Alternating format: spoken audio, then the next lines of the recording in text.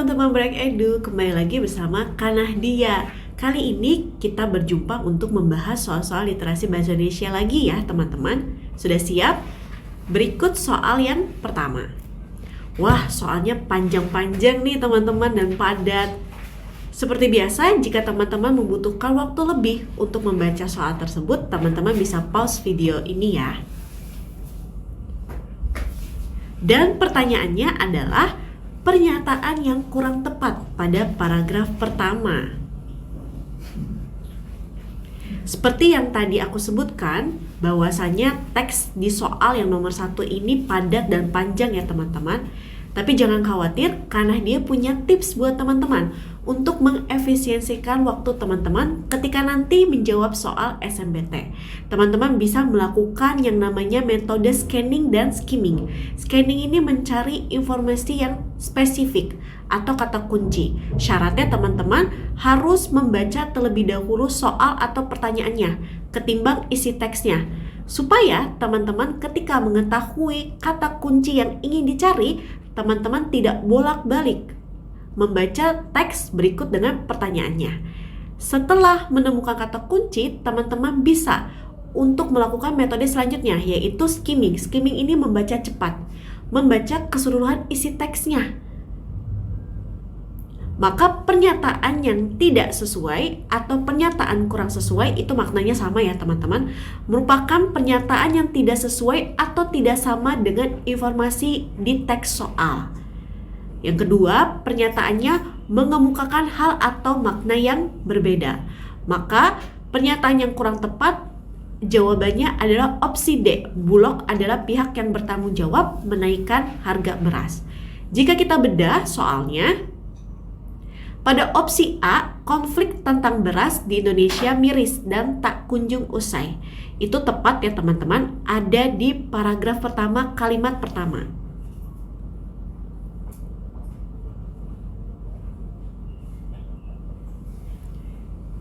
Sedangkan pada opsi B, Indonesia diberikan penghargaan oleh IRRI pada hari kemerdekaan. Itu juga tepat ya teman-teman.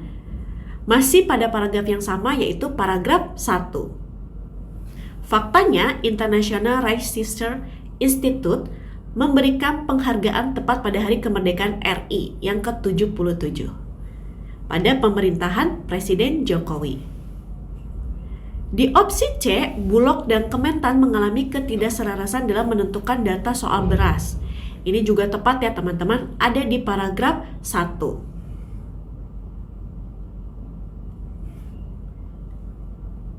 Di opsi E, petani adalah pahlawan swasembada beras. Masih di paragraf yang sama, tercatat di akhir kalimat. Maka opsi yang keluar dari makna atau pembahasan di paragraf 1 adalah opsi yang D. Tidak dinyatakan bahwasannya di paragraf 1 itu Bulog adalah pihak yang bertanggung jawab menaikkan harga beras. Soal selanjutnya mencangkup untuk pertanyaan nomor 2 sampai nomor 4. Teman-teman bisa baca terlebih dahulu soalnya ya. Pertanyaan yang kedua, judul yang tepat untuk bacaan di atas. Dan jawabannya adalah opsi C, fenomena kemiskinan struktural. Bagaimana sih cara menentukan judul yang tepat? Perlu teman-teman ketahui, judul adalah kepala kalangan yang diletakkan pada bagian atas sebuah teks, yang tentunya menyiratkan isi teks tersebut. Maka teman-teman bisa pilih penggunaan kata atau pernyataan pada pilihan jawaban yang mampu mewakili keseluruhan isi karangan. Maka opsi C merupakan jawaban yang tepat.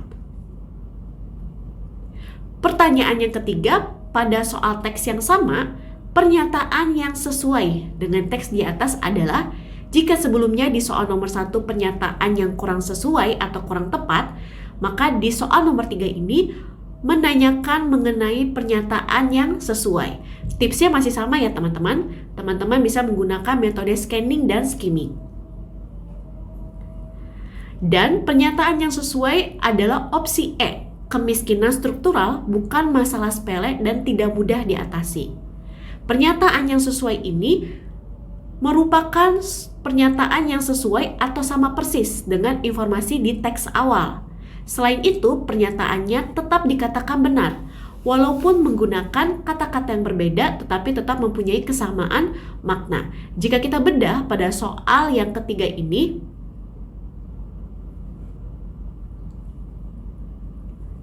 pada opsi E, kemiskinan struktural bukan masalah sepele dan tidak mudah diatasi. Jika dilihat pada teks soalnya memang tidak mirip 100%, tetapi memiliki makna yang sama. Ada di kalimat pertama, paragraf pertama ya teman-teman. Kita lanjut ke soal yang berikutnya.